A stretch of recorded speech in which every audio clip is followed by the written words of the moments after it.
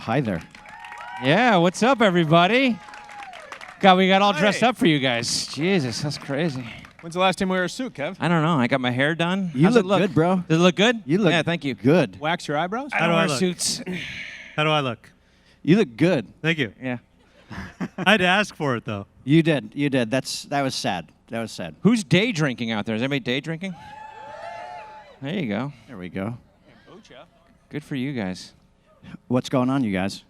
I know you can't answer that question. Okay. Hey, what's going on?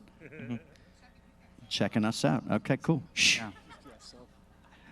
Okay, hold on. Kevin's taking over. Bill is in charge. Thank you, everyone, for coming. Thank you, guys, for being here.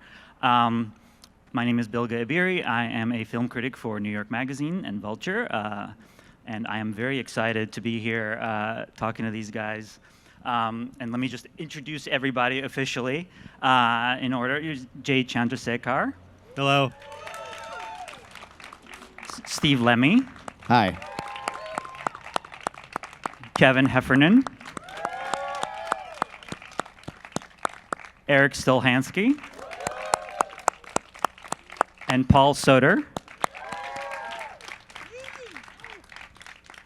And this feels very special to me because as I was telling these guys, I was in the audience in 1997 in New York for a screening of a movie called Puddle Cruiser, which was their first film. And after that, I spent about 2 or 3 years wondering when the hell Puddle Cruiser was going to come out. That's exactly what we were doing. Yeah. And then when Super Troopers came out, I was like, wait, I know those guys. These are the Puddle Cruiser guys. So it's exciting to finally meet them in person. But we're going to talk about Super Troopers, and I want to talk about how this film became a hit because, you know, it did okay in its initial theatrical release, but it really became a hit on video.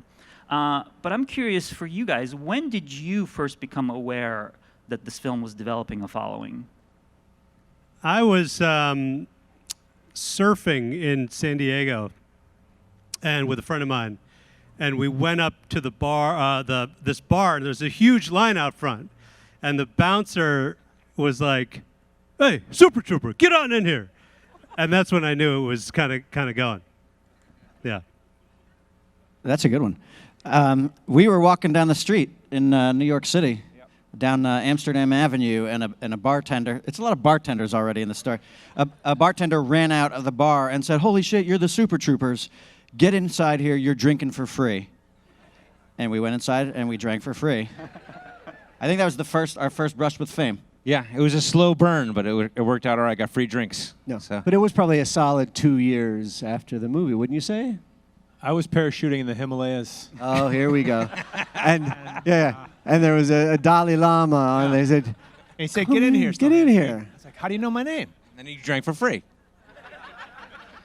No, it was definitely a slow burn, which was kind of cool. I mean, it was the age of DVDs. Remember that? Remember the age of DVDs? And the DVD got passed around in people's dorm rooms and whatever it is. And so it was a very slow burn where we were like, what? When is this thing going to hit? And then it finally did. It was the equivalent of a viral video in the aughts. Sure. That's what a viral in the video was aughts, back then. yeah. It's the only viral video we've ever made. It was great. But I mean, how many of you people saw it in the movie theater? I mean, not a lot of people. Oh, you did? Okay, good. All right. But a lot of people was like, my cousin told me, or my roommate told me, or whatever it was, and then they watched it. You know. It was kind of like Jerky Boys. Do you remember the Jerky Boys tape? Like we were in college, and that would get passed around a cassette, and then you'd go in someone's room and watch it. And I feel like Super Troopers was kind of like that on DVD.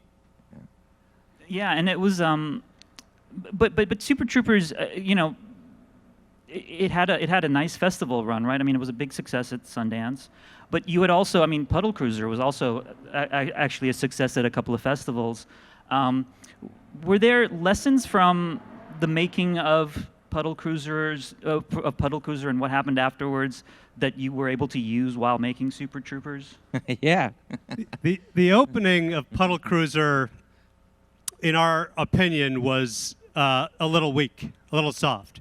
And so we would, we'd show the movie, and the first 10 minutes would be kind of silent, and then it would get going. And so we decided we had to, we were sketch comics, so we decided we had to warm up the crowd and get them laughing so that when they got through that first 10 minutes, and then they got to the 11th minute, they're like, yeah, we've been laughing all along. So we created this elaborate sketch at the opening of opening Puddle Cruiser, where basically we have one of us go up there and say, with a packed crowd at Sundance, and say, hey, sorry, the print ended up breaking. Remember Prince? Remember Prince? Yeah, the print broke. But the good news is we got a new one coming up from from Salt Lake City. It's just going to be 20 minutes, and the audience would go, ah, and one of us would be planted in the audience and be like, this is really unprofessional. And then another person would say, hey, leave the guy alone. And then somebody else would have a ventriloquist dummy who would go, I think you're being rude. And then we had a whole kind of sketch going. And, it got people laughing, unlike when I just told it. But what happened was with Super Troopers, we were hell-bent on making a funny opening for the movie. And so we really worked really hard on it. And then we shot it, and then the day before we were going back to Sundance, Kevin and I were watching it with the color timer at Do Art Film Lab, and we watched the whole opening scene, and the title comes up, and I'm like, stop the film. And I look at Kevin, I'm like, we blew it again. It's terrible. And he goes, what are you talking about? I'm like, it sucks. The opening of this movie sucks just like the last one. We got to go back to our place and get the ventriloquist dummy because we're about to go through the same situation. And we went and got the dummy, then we went to the airport, and we decided not to use it. And when we showed it for the first time that Thursday night, it was just an explosion of laughter. Which is one of the things how it's going to play, So like we've been working on this thing. It's the stoners in the car in the opening of Super Troopers, and you don't know. You don't know how it's going to go until you show it to an audience. And the first time we did was at that Sundance Festival, and it played really well. So. Well, it has a great, let's talk about that opening scene a little bit, because I think it does a great job of establishing the really kind of offbeat tone of the movie. Because it starts off with these three stoners in a car. It doesn't start off with you guys, it starts off with them. And then it becomes almost like a horror movie with the car in the background and magically appears and then disappears. And I think that's, It was the only time in the movie we realized we had to do a pullover from that perspective, because that was the only time you were going to not know who the heroes were, even though the movie was called Super Troopers. And we wanted to really convey what it was like to get pulled over by these guys not knowing who they were. And it was funny because I remember we did the development process with a couple of different studios. And I remember one studio was like, we don't really like this opening scene. We have a great idea for you. We think you should start out with the Super Troopers as little kids and show them playing in the playground, like little Mac is crazy and little Farva's an asshole, and which was just a terrible idea, and kind of for us was like a big welcome to the studio system. But so we went ahead and did this opening, which was really based on a true story that happened to us from a bachelor party up on the Canadian border.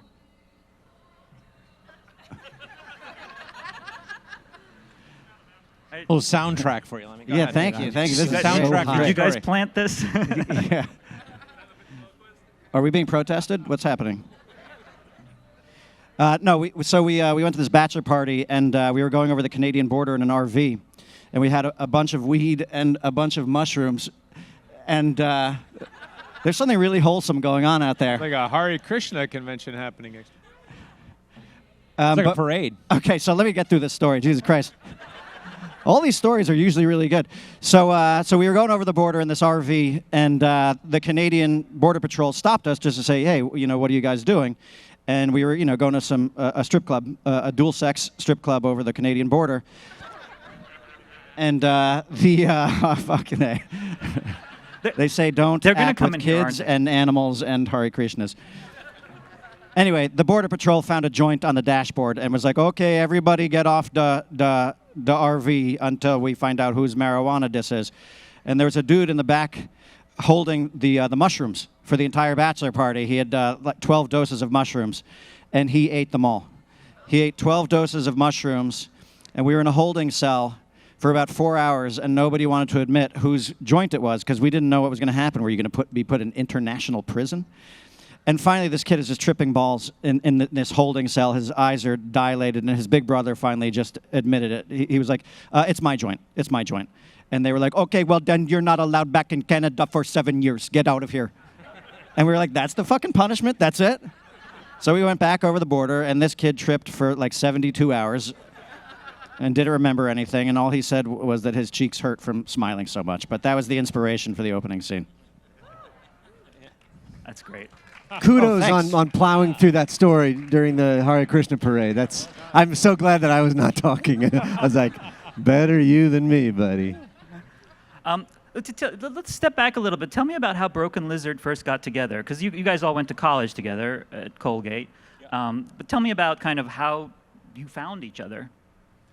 Well, we all went to Colgate University together in upstate New York, and Jay had put together the opportunity to put on a show and and he wanted to put together a comedy group. He had had some experience in Chicago and improv and that kind of stuff, and so he kind of started assembling this group of friends to do the sketch comedy show at college. What do you mean, friends? You didn't like me at all. I didn't like you. You fucking hated I like me. him. I fought against Steve Lemme joining our comedy show because I thought he was a little bit, shady. I was asked From New York City. I was asked to do a one act, and they said, well, why don't you put a comedy group together? And so I was like, I was a senior, and I'm like, I don't know, okay, yeah, maybe I'll do that. And so I called Kevin, and I'm like, hey, you want to start a comedy group? And he goes, no. And I'm like, no, it'll be like Saturday Night Live. He goes, I'm not doing a comedy group. And I'm like, yeah, you're right. So I told the guy, I'm like, yeah, we're not doing it. And a few months later, he calls me we were at summertime, and he goes, hey, man, I really need you to do that comedy group because we got 3 other one-act plays. You're the 4th. So I call him up. He's washing dishes in Nantucket. I'm like, dude, you want to do the comedy group? And he goes, I already told you we're not doing it. I'm like, yeah, you're right, we're not doing it. So I called the guy up. I'm like, we're not doing it. Now we're back in the fall. We're back at school, and the payphone rings in our fraternity house, and it's this guy calling from London because he's gone over there to study theater. And he goes, you got to do the comedy group. There's no negotiation. It's a done deal.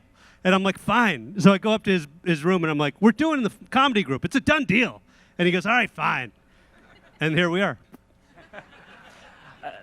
And how did everyone else get involved?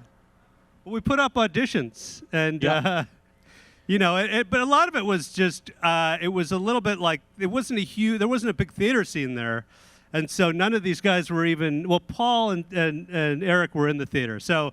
But these 2 guys weren't. Well, I think your girlfriend talked you into trying out, and you were drunk when you came to the audition. I was at a tailgate for the football game. You had the auditions on a Saturday afternoon.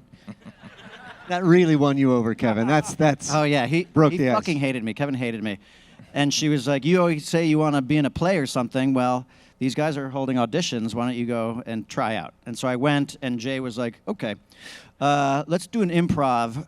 It was me and Ted Griffin, who's a writer. He wrote like Matchstick Men, Ocean's 11, Tower Heist, and so the 2 of us auditioned, and he had us audition as 2 number 2 pencils. And I was the one who had been cheating on the test, and he was the wholesome pencil. And frankly, I crushed it. And Jay wanted to put me in the comedy group, and Kevin still wouldn't put me in the group. He wouldn't give me the part until Jay said, look, he can play the scumbag, he can play the thief, he can play the asshole. The greaseball, the slimy character. Yeah, and you need those in sketch comedy. It's always an important. True, and then I gave in. Yeah. Right, but there was a reason why he didn't like you. You're right. Stole a candy bar from you or something, right? Well, okay. You want to tell a story? Well, I don't know. You can tell the story. Okay. Okay. Here's the deal. I was a freshman, and these guys were sophomores, and I went to rush their fraternity house, and it was winter time at Colgate, and when these guys would have parties at their fraternity house, there was a mountain of coats in the foyer. And it was kind of like ritual that people would just select any random coat off the pile and take it home with them.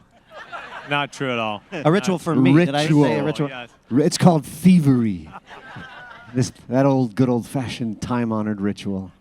But I found this one coat, and it was huge. It wrapped around me twice. And then the best part was I reached into the pocket and found a jumbo Snickers bar.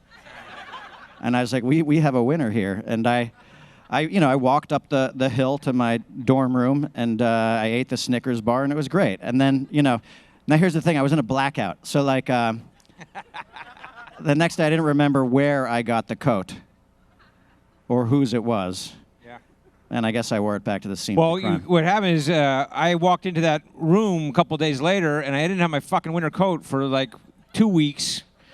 And I was like, where's my fucking coat? And I walk in, and there it is. It's sitting there. It's back. My coat's back. And I was like, holy shit, there's my coat. I picked it up, and I reached into the pocket, and the thief had left his college ID inside the pocket.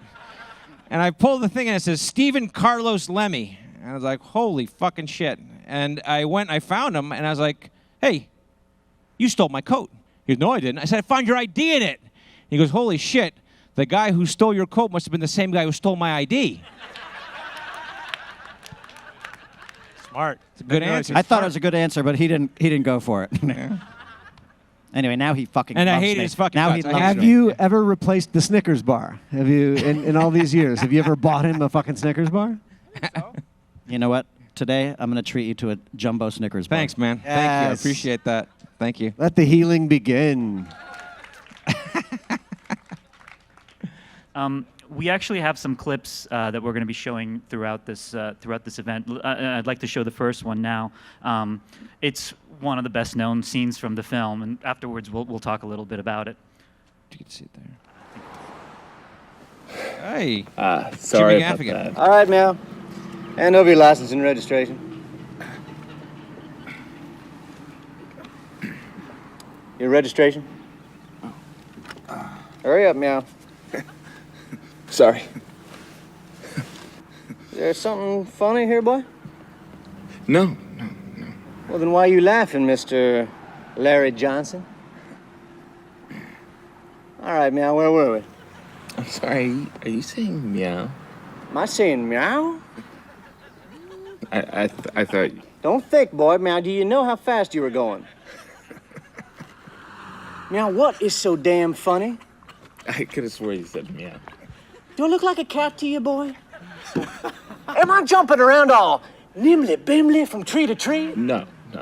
Am I drinking milk from a saucer? No. Well, do you see me eating mice? Now, you stop laughing right now. Yes. Now, I'm gonna have to give you a ticket on this. But No buts, Meow. That's the law. Not so funny, Meow, is it?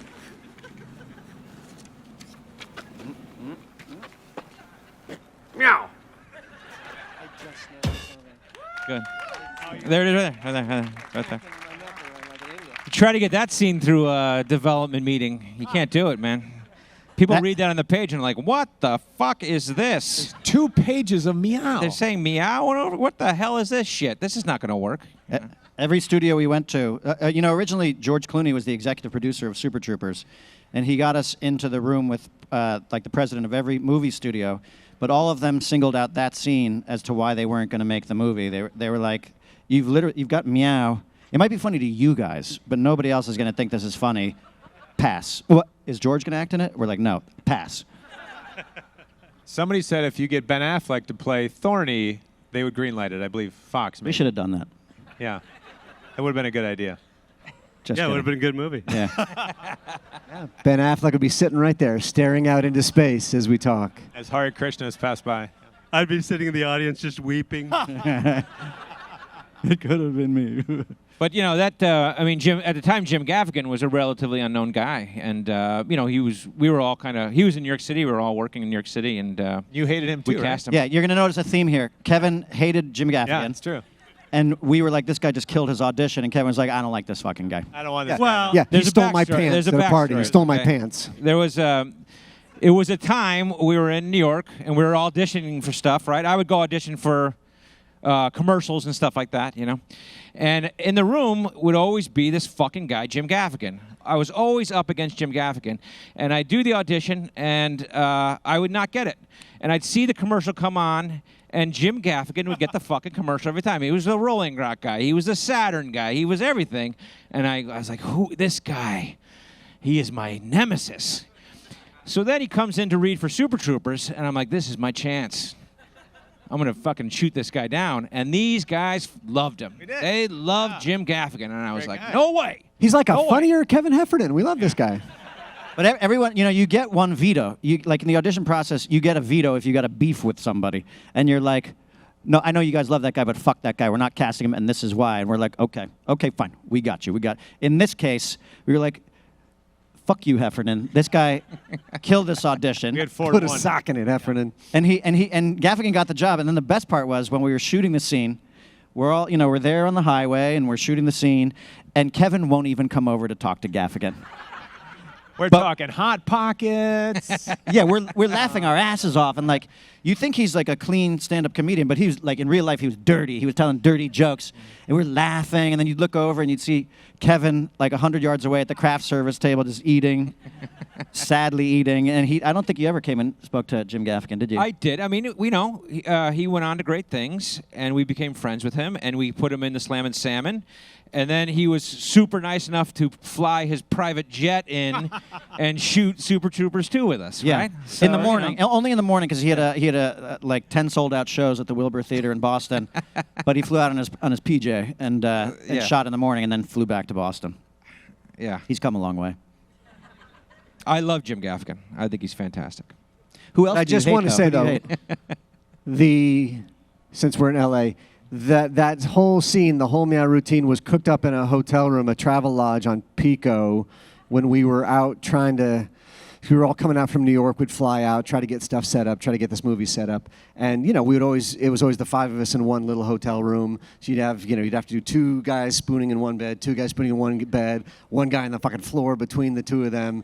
So these were long nights of partying and trying to make each other laugh, and that was. That point in the night where your jokes don't even make sense anymore. And we were like, what if there was a wizard and he did something to your tongue, so when you went to say now, instead it would be meow, and fucking laughing at that. And we, took turns like screaming meow at each other, laughing about how like, we try to be considerate and try not to get noise complaints, but imagining that the people next door to us would call downstairs, and then the kid at the desk would have to call our room and be like, we're getting complaints of a lot of people screaming meow in the next room. Well, we were shushing each other. Right, we're having a contest to who could shush each other the loudest to see if we could get a noise complaint for shushing too loud. And then it became, can we get a noise complaint for, yelling meow at each other, so. And then we got the call for you're meowing too loud, but we couldn't get a noise complaint for shushing each other too loudly. Which is why there's no shushing scene in Super Troopers. And Super Troopers 3. Although we should. We worked on Super Troopers 3 last night. We got to put a shushing scene in that We movie. should, yeah. And about 6 weeks later, we were writing the movie, and somebody had written on a piece of paper, meow equals now. And they said, you remember this joke? And we're like, oh, yeah, that's a good joke. And then we wrote it into the movie. Do you guys have you ever kind of come up with an idea or a joke that you thought was that you thought, oh, this is really funny, but it's not us. It's not the kind of thing we could do. Did you ever come up with something like that? Yeah, we do that stuff. I mean, we try to avoid certain kinds of jokes. It just doesn't. They don't seem to fit us very well. Like, there's always these kind of periods where you go through these very like mean-spirited comedy. I think our philosophy was always like, let's make it like you're 5 buddies, you're hanging out, and you guys want to hang out with us. And so it's a more pleasurable thing. And once you start getting into the really mean-spirited stuff, it always seemed to undermine that. So we always try to avoid, I think, that, the more mean-spirited stuff. It was more a bunch of guys hanging out, having fun together, I think. Yeah, and I think you can even see that in the meow scene because, Gaffigan's character, like, he realizes what's happening. So it's not like, it's not cringe, humiliation comedy type stuff. Although, fuck that guy. Yeah. No, you're right. No, the idea there's was something very good-natured and that's about the dangerous thing about making Super Troopers. Super Troopers 2 is you put yourself into this police situation, and it's it's wrought with certain baggage, and the trick is to make sure that you're not portraying the bad guy, and that we're all in on the joke together. We're all having a good time. I think that's the trick to it. There was one time the 5 of us were driving, and we got pulled over, and Jay was driving, and Jay's like, I'm going to tell this motherfucker off, right? And we're like, okay. And then the guy comes up, and Jay's like, yes, sir, of course, sir. Whatever you need, sir. Yes, please. And we're like, oh, you totally told him off, didn't you? And they were like, they got so much power, right? Like, but what if they had a great sense of humor? And that's kind of where we thought, well, you could have fun. If, like, the guys have a great sense of humor, when you're going to that car, you have a sense of power when you're going up to that. Even though people try to get out of it by crying or bribing or German swingers, whatever it is, like someone could try to get out of that ticket. We were also, yeah. I was going to say, and then I saw Quinn sitting out there like that, and I'm like, no, I don't want to. We were high, Quinn. We were stoned. Not me. Not Kevin, though. Not Kevin. That's his daughter back there. By the way, he's also not allergic to cats. I just want to tell you that. Sorry, Kev. He hates me again. Let's do the second clip now. Another one of possibly my favorite gag from the movie, and one that I think about all the time for some reason. So let's roll it, and we'll talk about that. Welcome to Dippus. Can I take your order? Give me a double bacon cheeseburger. Double bacon cheeseburger. It's for a cop. What the hell's that all about? You gonna spit in it now? No, I was just telling him that so he makes it good. Don't spit in that cop's burger. Yeah, thanks. Roger. Holding his bed. Give me a pie, apple. Do you want me to hold the spit? Just kidding, Officer Farva. So, do you want to dip-size your meal for a quarter more? Want me to punch-size your face for free? Some male figure. I'm his dad. And stop with the whole transfer thing. Christ. You know what? I gotta go. Let's talk about this later, okay? Okay, bye. Now don't give me any lip. It's just a quarter, and look how much more you get. I said no. It's just 25 cents. Hey, listen, guy. He doesn't want it. I can handle this, Ramathorn. I don't want it. Right. Beverage? Give me a liter of cola. A what? A liter of cola. Liter of cola? Do we make liter of cola? Will you just order a large Farva? I don't want a large Farva. I want a goddamn liter of cola. I don't know what that is. Liter is French for give me some fucking cola before I break Boo's fucking leg. All right, relax. God, so young looking, aren't we? God, so young. You're so smooth and creamy, both young of you guys. and mustachy in there. And the mustaches were real, right? Oh, yeah. Yeah. Okay. Oh, yeah. Oh, yeah. Yeah. Well, where did this gag come from? Because I seem to recall there's a story behind it.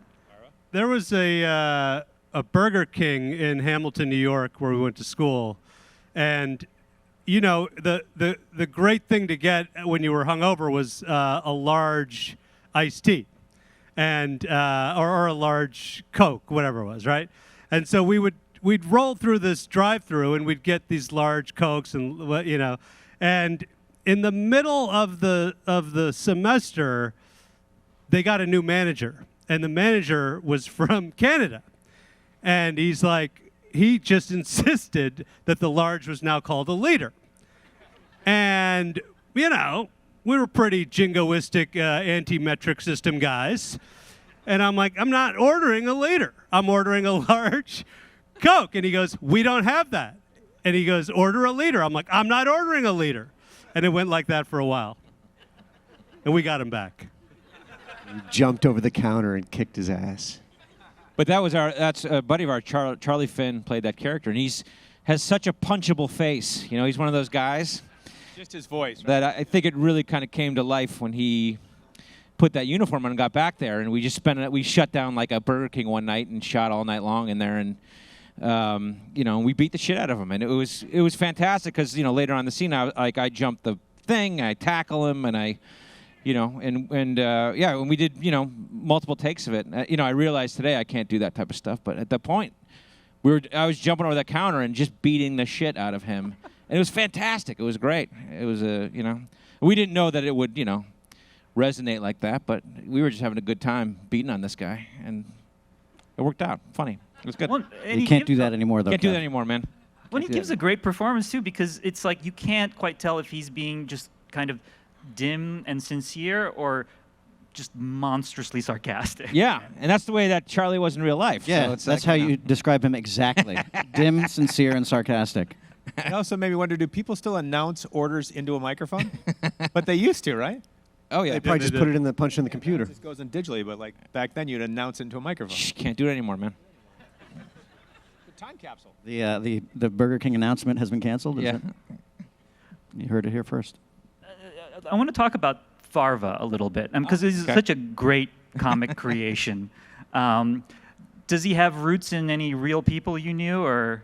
Well, I think these guys can talk that a little bit. I mean, it's you know, in those days, one thing we tried very hard to do was when we would write a script, we would not cast it ahead of time, because when we found you did that, then everyone would start focusing on their character, right? So if you don't know who you're going to play, then you'll write jokes for everybody. And so we were very, you know, faithful to that process, and we were very faithful to that in Super Troopers. So I think Farva was created as a character before any of us. There was a point where I was going to be playing Farva. Yeah, I think there was. we all read for it, right? Like we sat down at a table reading, we all read. I think that's right. Yeah. And We then when- named him after Brett Farva. Well, we wanted to find the most disgusting sounding name, and Brett Favre at the time was, you know, big, but also we wanted to rhyme something with larva, because we thought larva was a disgusting sounding word, and so we married them into Farva. But I think you guys created the character first, right? Or didn't you? Or I do remember like reading for it. Like I remember I thought I was maybe gonna play it. yeah. And then we did the table read, and you just knocked it out of the park and was like, yeah, it's Kevin. Yeah, like we there's- read the script a bunch of times with us all in different characters, and I was supposed to read Farva after you, and I declined. You never made it. Well, there was no point, because when he read it, it was clear who Farva Because was gonna I'm be the played biggest by. asshole of us? Is Yeah. is that what you guys are driving at here? You found something deep in your soul. He hasn't let go of it since. Yeah. But it But was funny. I wish we'd taped that. Like, you're having these table reads where we didn't know who was who, and we were all these all alternate universe versions of the movie. Well, would have been cool to look back on.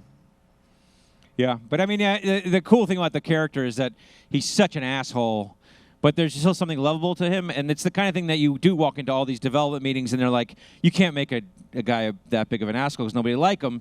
But luckily, for some reason, people liked Farva, so it worked out. You know, when you make the movie, you do these test screenings, and they rate who the characters are they like the best. And when we first did Super Troopers, Farva was the most hated character. Like nobody.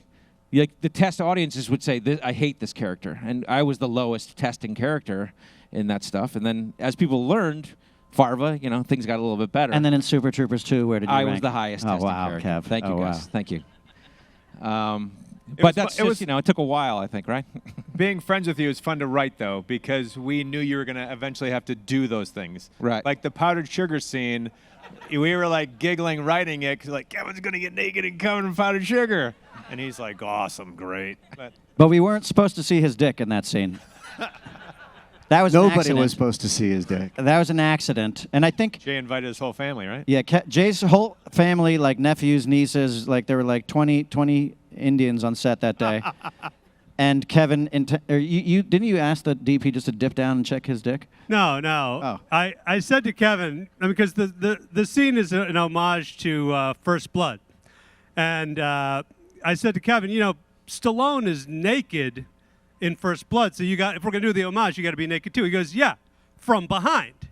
He goes, just don't show my dick. And I'm like, don't flatter yourself, all right? I mean, nobody wants to see that tuna can, right? So now we're shooting the scene, and he's naked from behind, and we're shooting him with a garden hose with very cold water, he always wants me to tell people. Yep. And he's against the wall, and I say to the cameraman, when he turns, put the camera above the waistline and make sure we don't see his dick. And the cameraman's like, why would anyone want to see his dick? And I'm like, exactly, right? So we're shooting the scene. He's up against the wall. We're shooting him with the garden hose. And he turns, and the cameraman he tilts up above his waist. And then there was powdered sugar that we added that they didn't have in First Blood. We put that in. And a puff landed right in Kevin's mouth. And he goes, pa, pa, pa. And I was at the monitor. I'm like, God, that's one of the funniest things I've ever seen. And the cameraman felt the same way because he went like this. He goes, and we didn't even know we had it until we got all the way back to New York, and he and I are watching the dailies, and we're watching it. I'm like, oh my God, there's your dick. And he goes, we're not showing my dick. And I'm like, yeah. It turned a huge fight in the editing room between the two of us because we were editing the movie, and he was making all his arguments for why I should show my dick in this movie. He's like, think about Harvey Keitel and Bad Lieutenant. How fucking gritty that is. And I was like, we're making a comedy. Nobody wants to see my dick. But I lost the argument. And Well, but then you guys asked all of us. You're like, do you of want to course. see I mean, that's Farva's your dick. dick or Of not? We're like, course. yes, fuck Of course. yes. Of Yes. course they do. The world wants to see Farva's dick. I guess so. I don't know. We did a live show, and a girl showed up with the photo of Kevin and his dick on her shirt. President Obama saw his dick. Everybody has seen his dick. I made a website, didn't it? You were the Bear of the Month? I did. I was the bear. A friend of mine who's gay and loves bears is on this website where you get a picture of a bear of the day. And he called me up. He said, "Hey, man, today you were my bear of the day." I said, "What the fuck are you talking about?" Because I got your picture on our website. And it's me. It's you. Turn around. You're naked. Covered brown sugar. You're the bear of the day. And I was like, "Oh, thanks. Great." You know. But then he told you weren't actually a bear. I was he not started a bear. to criticize yeah, you. because bears are hairy apparently, and I'm not hairy. And so he told me I was an otter. And I was like, I don't know what the fuck that means. It's like a hairless bear. I was like, oh, okay, whatever. But so now I'm an icon, right? Yeah. I'm like Barbra Streisand. Famous otter. It's great. I'm gonna go to our third clip, staying on the theme of nudity. We have one last clip to show from the film, and I want to talk about this scene and a couple other things as well. But let's run that.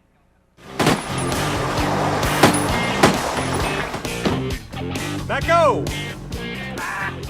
That's it, huh? Oh, CCS Rockman bulletproofing is the tops. Same guys who make our flak jackets. Now, Rabbit, a good cop does what before using his equipment in the field? They test it? They test it, exactly. How you shooting today, Thorne? Dead on all morning. How about that little fella? Oh, that little guy. I wouldn't worry about that little guy.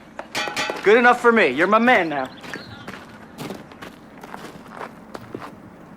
Now, I don't get it. How are we going to get into the local impound? There are going to be cops there. Most of the local cops will probably already be at the banquet. They'll leave like one or two of the dumbest guys at the station. How you feeling there, Mac? Good enough to fuck your mother! So all we have to do is distract whoever they leave there. Hey, Mac, you still have that Halloween costume? Oh, hell yeah, you don't throw out... Damn, that's good! So if we can get 10 minutes, you and I can get into the impound, get the reefer, and get it to the governor before she leaves? Nice and easy. I like it. You're up. Me? Don't get puke on it. Does it hurt? You're gonna feel a little pinch. Looking good, Rabbit. Now don't move. Hang on, buddy. Hey, Cap. Hey, Captain. Bulletproof cup, huh? I invented this gag, Rabbit. Only in my day, the rookie got naked. Whoa, whoa.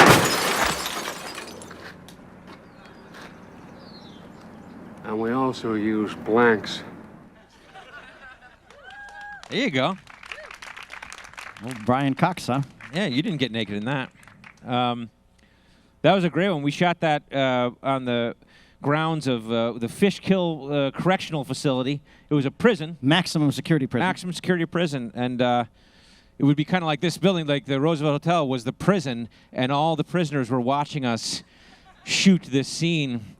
And Lemme, they had to protect him from the sun, so between each take, they would put a kimono around him.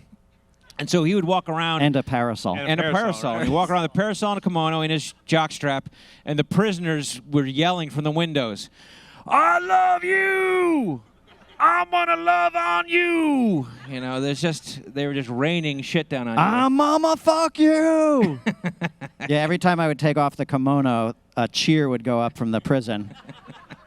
Because then, look, in their eyes, there's a cop getting naked and being shot with his, it was fucking horrible, actually.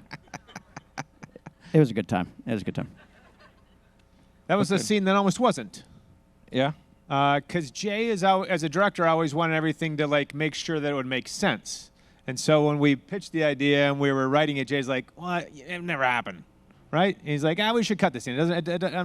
You would never do this." And so we had to find a way to ground it to make it feel real. I think we looked up online and saw that those bulletproof jock straps really existed. Yeah. It was a back and forth for a while. He just threw you under the bus. Right. You were right. Yeah. But we found a way to like tie it in. That was like the whole costume, the Halloween costume, and blanks and all that kind of stuff.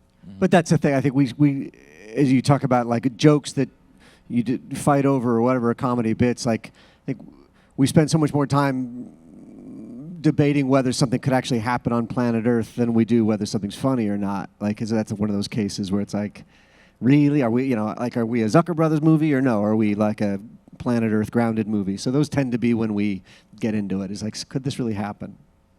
Yeah, and one of the things that about the scene that I think sort of exemplifies your style of humor is, I mean, if I just saw the scene right from the start, I would assume that I know exactly what's going to happen. Oh, something's going to go terribly wrong. They're firing at him. He's got a bulletproof cup. It's not going to work or whatever. Something, and yet it works. And he has a great time with it. I mean, he's like cheering. He's happy. I mean, there's something about that. And obviously, there's the great punchline at the end when Brian Cox comes in. But it's actually a very, I think, unpredictable style of humor. But also, again, the thing we talked about, it's not mean-spirited. You're not waiting for, it seems like it's setting up something horrible to happen, but that's not really what happens. And I think it's a real testament to the kind of comedy that you guys do, where, we watch these scenes and it feels like something we would like to be a part of, right? It feels like something that you might do. Don't try that at home. Don't try that at home.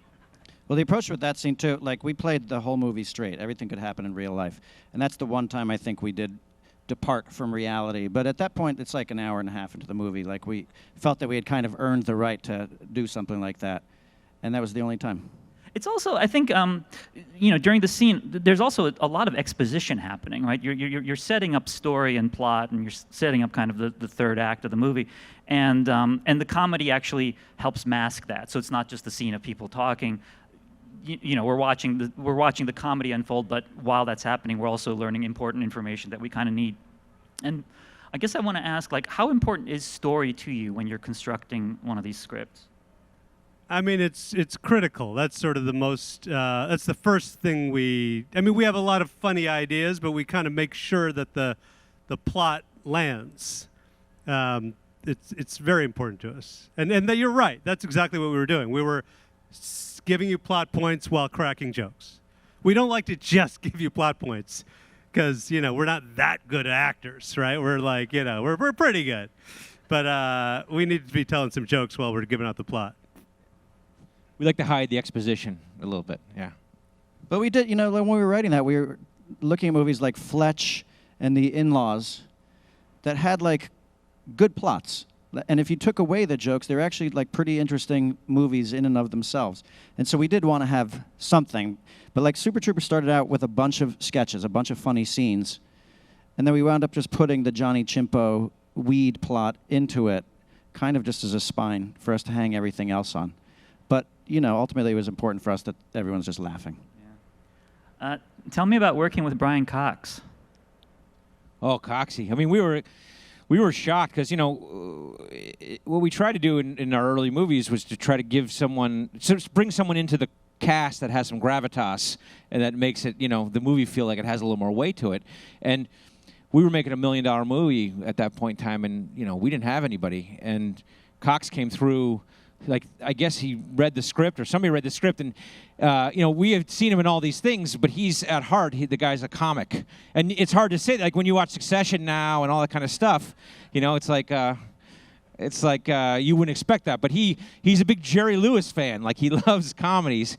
And so he really wanted to do a comedy. And so he decided he would come slum it with us and make this comedy. And it was such a treasure for us because here was a guy who was a real, he was a real fucking actor, and he would remind us about that too.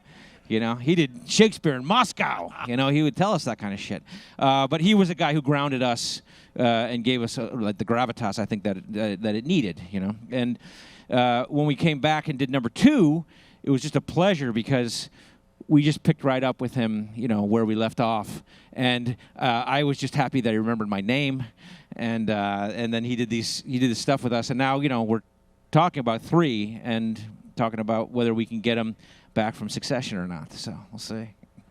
But at first, when that email came in with a picture of him, and like Brian Cox is interested in playing Captain O'Hagan, we look at the photograph, we're like, Hannibal Lecter?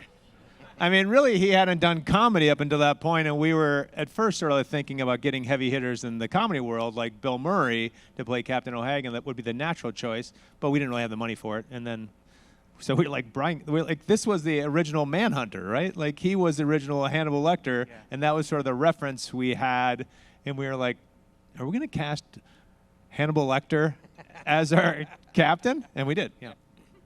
And he turned out to be a very funny guy. And then in Super Troopers 2, you discovered that he was a stoner. And one day, he was like, oh, I love to smoke marijuana. And he's like, I got high just last night. And we're like, what are you smoking? And he goes, Dank Sinatra.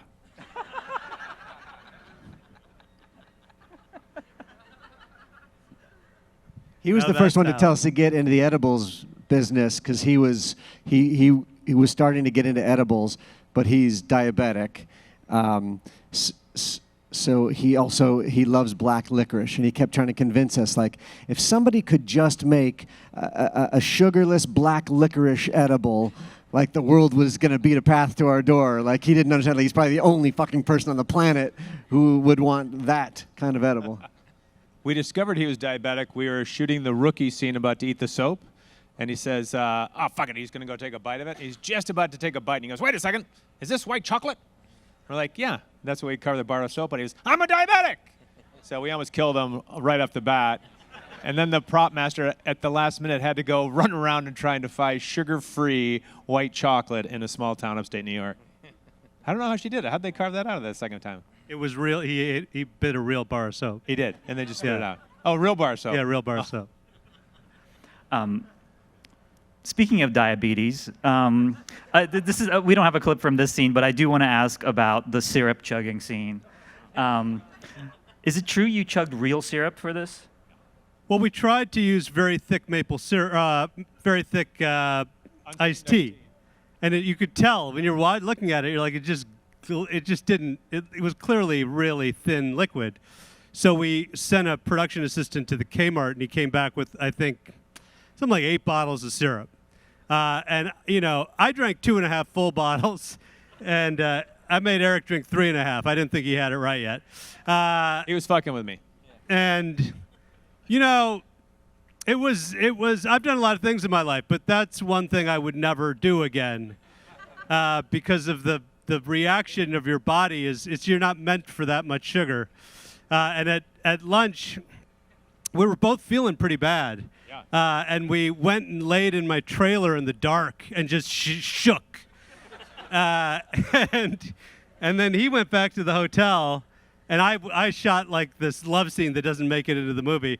But I was not well. And we both tried to throw it up. It was too thick. It wouldn't come up. And when I got back to the hotel, he came out of his room, and he goes, "Have you pooped yet?" And I'm like, "No." He goes, "Well, there's a reason maple syrup is part of the master cleanse." And I'm like, he goes, "Good luck in there." And I went in there, and stuff came out of me from years ago. Like I shat a fossilized robin fetus. Like there was things that you were like, "Oh yeah, I remember that." And when you finish, you're like, "Never again. Never again." But then that's all anybody wants you guys to do when we go out. Like, people somehow just are always producing maple syrup out of their fucking pockets. Like, hey, and you're like, thank God that was not me. The curse. Were there, because you mentioned there was a love scene that was cut out. Were there other scenes that were cut out of the film, other bits that were cut out of the film? Yeah, we had a whole separate ending There was a whole different ending that we had. You know, now at the end of the movie, we break up a bunch of kids having a keg party, right? We originally shot where we go undercover at a meat packing factory, and we catch, we pull our uniforms off, and we catch these guys, selling meat that had expired or something. We shot the whole thing. That was in the Sundance ending, and then when we sold the movie to Searchlight, they were like, that meat packing ending, no, that doesn't really fly. So we reshot that ending, but that's sitting out there somewhere. That other ending. Were there other changes made to the film after Sundance? We took about 7 minutes out of it. The Searchlight connected us with a guy named George Folsey Jr., who was the editor and producer of Animal House, Blues Brothers, Trading Places, all those movies with John Landis. And so he sat with us, Kevin and I, and he's like, you could probably trim this here and trim this there, and we kind of just together we got to work on it and slim it up. Was Who Wants a Mustache Ride? Was that a reshoot after Sundance? That was a was it a reshoot? Yeah. Yeah, we shot that in New York City. Yeah. Yep. So with the German swingers? Yes. Bouncing in the bed. That German swinger scene was also a reshoot. Yeah. Because the first one, because there are two scenes with them. There's the second one when it's like you and your wife, and then we cut away and we see that they're on the bed.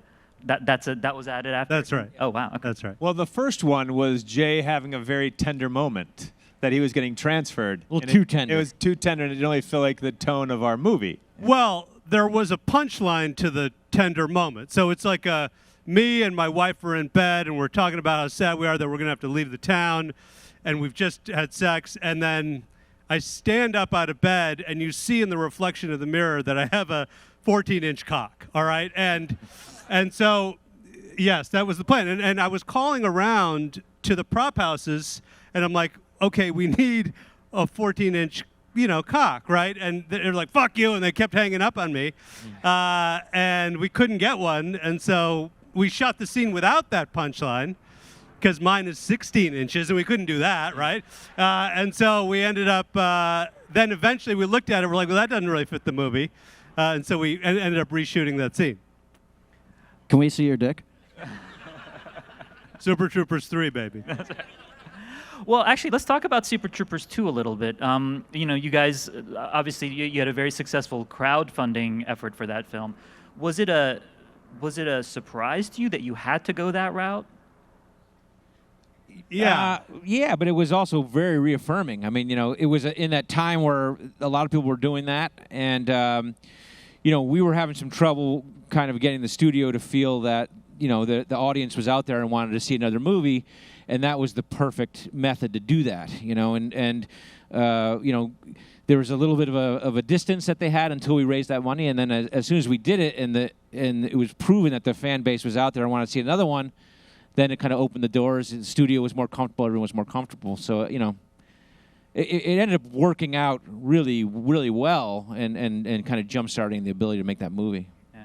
And I think that actually is the thing that connected us with the fans the most, ultimately, is like, because we'll meet people all the time who come up to us, and they're like, oh, I contributed to the campaign, and you're like, thank you. You actually made the movie, which was, you don't actually ever get that level of connection with your fans, but we got it. And that's, I think, the side effect that was the best part. So what's the state of Super Troopers 3 right now? You said you're writing it now? Or? Yeah, we worked on it last night. We have 10 drafts done, and we'll do another 18 or so, and then we'll be ready to go. Which brings us to our final clip of the day, which is a trailer, not for Super Troopers 3, but you'll see. Let's roll that. Oh, we're showing it, a new movie. Medieval France, a time that ushered in a new era of nobility. Have another guard kill that one.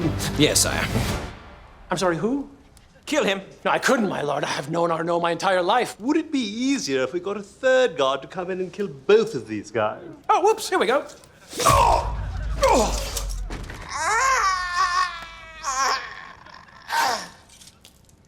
Good work. Hey. Wazzy! Wazzy! Wazzy! Holy shit. Come on, we're gonna be late. what your problem is? Is it that I've got a fatty deposit the size of a giant gourd on my back? Hunchback. Morning.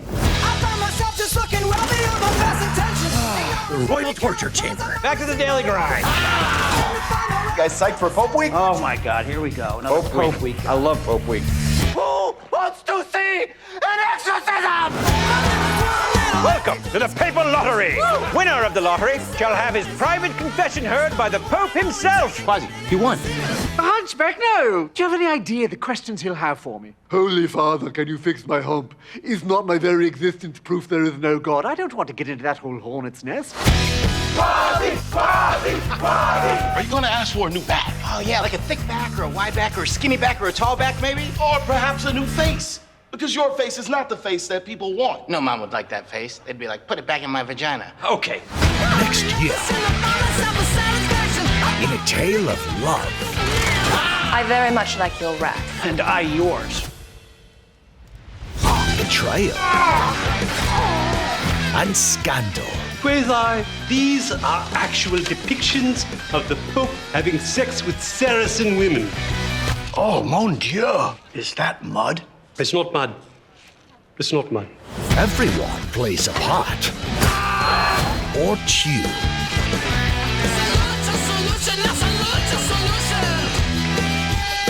Send a warning shot. Shoot over the heads. Yes, my lord.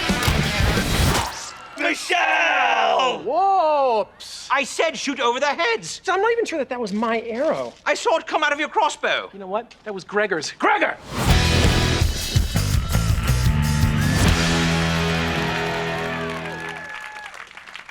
We got a new movie, guys. We got a new movie coming out. 420 again, 420. 420. That's that one. It's called Quasi, the our little telling of the Quasimodo story. The true telling, right? That's the true story. Kevin True story, directed huh? it. Yeah. It's a great opportunity for, like, we got to wear stupid wigs and do bad accents and do a Monty Python kind of thing. And it's we play multiple characters, and we shot it last year, and it's going to come out 420. It's great. A little period piece from Broken Lizard. But it's, you know, this was something that we had been wanting to do since we were a sketch comedy group, because, like, that's the shit that we did in our stage show, and we were, you know, we wanted to be like Monty Python. So to finally get this opportunity to do the kind of thing that we did from the very beginning was, like, incredibly satisfying for us. Is it going to be theatrical release or? It's a Hulu movie, right? Or the people are here. It's a Hulu movie. Searchlight Studios, released on Hulu on 420 next year. Yeah, I mean, we were kind of working on Super Troopers 3 with Searchlight, and then we said we have this other movie that we really like, and we kind of gave them the script, and they really loved it, and we were like, well, we have this little window, we'd love to shoot it, and so we went up in Santa Clarita and shot medieval France up in Santa Clarita, right next to the Dog Whisperer. Yeah, and we had a great time. We had a great time putting on these costumes and doing this thing, and it came out fantastic. It's really a fun, fun movie. So people like it. This is good. I think we're running out of time. This will be my last question, and it's what are the weirdest experiences you've had with Super Troopers fandom over the years? Except for the Farva out the thing. Yeah, well, that happens. I mean, we've had people, walk up to us and had tattoos, of us on them. That's always weird, What about we were all throwing the first pitch out at the San Diego Padres game, and Kevin was late, and he was driving 105 down the 5, and he got pulled over. And we'll go ahead, you take it. Well, I got pulled over, and the cop was like, where are you going so, in such a hurry? And I said, well, I'm going to throw the first pitch out at the Padres game. And he said, well, who are you to throw the first pitch out of the Padres game? Well, I said, I made a movie called Super Troopers. And he looked at me, and he was like, oh. And he walked away, and then he walked back like 5 minutes later, and he said, can I give you an escort to the stadium? And then they drove me to the stadium, and then all the cops, as you're walking to the stadium, all the cops are standing around. You can hear their walkies, and they're like, he's here, he's here, he's here, he's here, he's here. I got eyes on Farva. Who's got eyes on Farva? Then we got Farva's ready. It's 5 o'clock. Playing a cop has its perks sometimes. And then 5 guys threw their first pitch. All 5 of us lined up and we threw 5 balls. I think to one Never seen- catcher. Yeah. One catcher, yeah. Never The seen one it. catcher. Yeah. Any others? It's the same kind of thing. I got pulled over doing 120. I was on the 5 North going up to San Jose at like midnight, and I had a new car. I was going 120 miles an hour, and the cop was fucking right in my back seat all of a sudden. And it was funny because, like, you know, I didn't realize the cops come to this side of the car now, and so I was like waiting for him to come, and then he rapped on the window, and like I jumped, and I could see him make an assessment. He was like, cocaine. That's what. And it was a new car, so I was fumbling around to get the window down, and I accidentally rolled down the back right window. And then he looked at me again, made a new assessment. He was like, crystal meth. But then I got the window down, and he looks in, and he goes, Mister, do you have any idea how Super Troopers? I said, you got me. Anyway, he asked me, he's like, I'm going to let you off on this one. And it's not because Super Troopers is my favorite movie of all time. I just don't feel like filling out any paperwork tonight. And I was like, all right, cool. And then he said, can I trouble you for a photo and an autograph? And so I said, sure. And I got out of the car, and he brought his ticket book over for me to autograph. And his hands were trembling. I was like, this is fucking ridiculous. And he said, write something dirty. Just write. And I said, write something dirty. He's like, yeah, just write something dirty. And so, you know, I'm a pain in the ass, and I wrote something dirty. And I signed my name, and he was like, okay, that's not funny.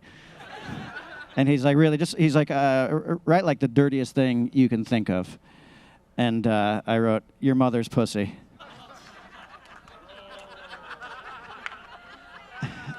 And he looked at it, he goes, are you fucking kidding me? I was like, you said the dirtiest thing I could think of. I wish there was something dirtier than that. And he's like, okay, that's pretty funny. Here's something funny. You're under arrest. I was like, okay, I know that's a joke. He's like, I'm not fucking kidding. I'd let you out of a speeding ticket. You make fun of my mother's genitalia. Put your hands up on the fucking car. You're under arrest. And I like, now the tears start welling up in my eyes, and I put my hands up on the car. I'm like, sir, I'm so sorry. He's like, I'm like, I'll do anything. Like, please, I can't go to jail. You've got to let me out. He's like, I'm just fucking with you. And so he did, like, we took a selfie, and at this point, like, some people were driving by, and they could see the two of us, like, cop on the side of the road. And then I told him, suck a dick up till you hiccup, and I peeled out of there. And they did get me on the way back, though, going 70 miles an hour. Well, on that note, thank you so much, guys. Good job. Thank you, guys. Thank you. Appreciate it. Thank you. Thanks for coming, you guys.